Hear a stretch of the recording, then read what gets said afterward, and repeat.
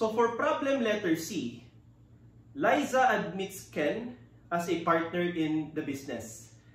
Just before the partnership formation, Liza's book showed the following. So you have cash amounting to 2,600, accounts receivable 12,000, merchandise inventory 18,000, accounts payable 6,200.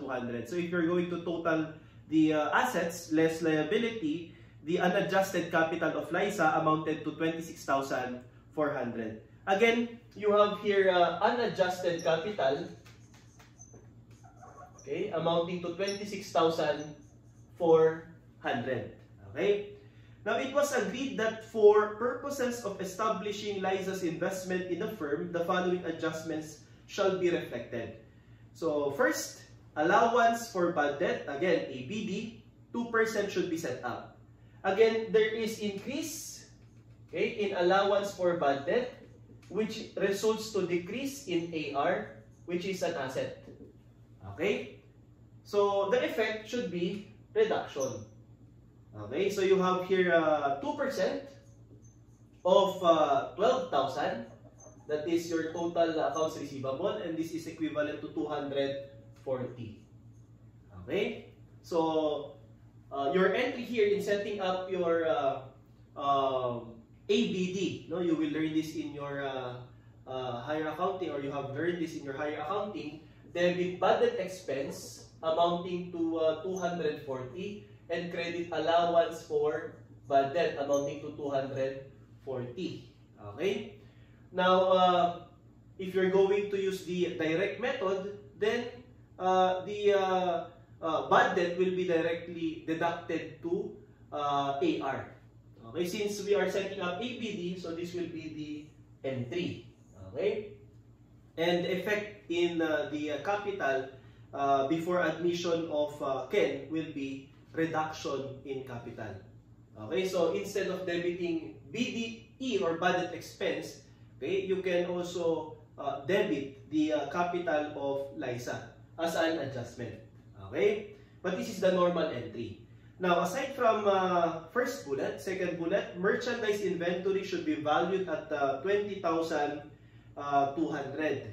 Okay, so you have inventory amounting to 18,000. So 20,200 inventory minus 18,000, the original value. So there is increase, no? Increase in inventory, and definitely this is an asset. Okay, so you have plus 2,200. Okay, so increase in asset, there will be additional capital. Okay, what else? You have prepaid expense. So increase in asset. Okay, prepaid expense. What is a prepaid expense? This is an expense that is already paid but not yet incurred. Okay, so you have advance payment. So this is an asset. So increase amounting to 350. And then accrued expense. Increase in accrued expense. So this is an asset, while this is a liability. So increase in liability has an inverse relationship to capital. So there will be reduction in capital. So you have here minus, how much is this? 400. Okay. Now, the adjustments, okay, will be as follows. So first, okay, setting up ABD, so credit allowance for bad debt amounting to 240. Okay. Increase in inventory amounting to 2,200. Okay. Inventory of Liza. Then setting up of prepaid expense amounting to 350. And assumption of liability accrued expense amounting to 400. So if we're going to add 2,200 plus 350, that's 2,550, minus 240, minus 400, then the capital of Liza should be credited as an adjustment. The net adjustment will be credit Liza capital amounting to 1,910. Okay? So this will be the net adjustment. That is why the adjusted capital of Liza before, Okay? Admitting the partner, the new partner, Ken, is equivalent to how much? So you have 26,400 minus 240, okay, plus 2,200, plus 350 minus 400, you have here 28,310. Okay? So to answer question number 1, how much is the adjusted capital of Liza prior to admission of Ken? And our answer, class, is letter C, 28,310. Okay, now, for question number 2, how much cash should Ken invest to secure 1/3 in the partnership?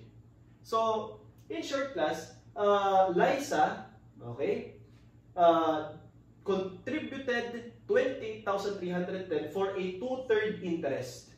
Okay? While Ken will contribute an amount for a 1/3 interest. So all you have to do, class, is set up this format in order for you to easily determine how much will be contributed by Ken.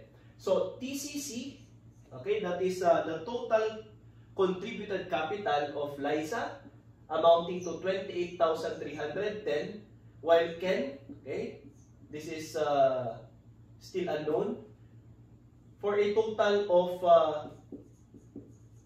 an unknown balance. Okay, so all you have to do is just to gross up. Since Liza will own 2/3 of the interest in the partnership and Ken will own 1/3, so you have to get the gross up value. So 28,310, divide this by 2/3, so reciprocal times 3/2, this will now be equivalent to 42,465. So 42,465. So the total contributed capital by Liza and Ken should be 42,465. Hence, the capital contributed by Ken will be equivalent to 14,155. So our answer, class, for number 2 is letter A, 14,155. Okay, so definitely your entry will be debit cash, amounting to 2,600, debit AR adjusted by 240, so that's 12,000 minus 240, 11,760. And then inventory, debit inventory, 20,200, debit prepaid expense, 350, credit accrued expense, 400, and credit, capital or Liza capital amounting to 28,310, and debit cash contributed by Ken, and credit Ken capital amounting to 14,155. Okay, so that will be your journal entry. Okay, so in addition to the journal entry made a while ago, the partnership will debit cash of 14,155 and credit Ken capital amounting to 14,155. Okay, so if you're going to add, the total capital now of the partnership will be 42,465, which is equivalent to 28,310 contributed by Liza and 14,155 contributed by Ken. Okay? So still, the method is net investment method. Why? Because the amount contributed by the partners is equivalent to the capital credited in the book of the partnership, attributable to the partners. So for number 3, if Ken contributed an equipment with carrying value of 4,000 and the fair value of 4,500, so again, between carrying or book value and fair value, you have to prioritize fair value. How much cash was contributed for a 1/5 interest in the partnership? So this time, okay, Liza will own 4/5. Okay? While Ken will only own 1/5 interest. Same process. Okay? Total contributed capital by Liza, 28,310 for Ken. Okay? Still unknown. Okay? Then you have to gross up 28,310. Divide this by 4/5. So if you're going to get the reciprocal, multiply this by 5/4. Okay, so 28,310 times 5/4 is 35,387.5. So 35,387.5. This will now be your total contributed capital. Okay, 35,387.5. So you will now be computing for the total contribution, okay, or investment of Ken, amounting to 7,077.5. So 7,077.5. Okay. However, class, the problem is asking for the cash contribution. Since Ken already contributed, okay, an equipment valued at 4,500 at fair market value, okay, so the amount of cash to be contributed will only be equivalent to 2,577.5. So 2,577.5 will be our answer for number 3. Okay, letter A. Okay, 2,577.5. To journalize, okay, in addition to the entry, okay, that we have prepared a while ago, you have to debit, no, in the book of the partnership to recognize the investment of Ken. Debit cash, 2,577.5. Debit equipment amounting to 4,500. And credit Ken capital, okay, amounting to 7,077.5 to recognize the investment of Ken.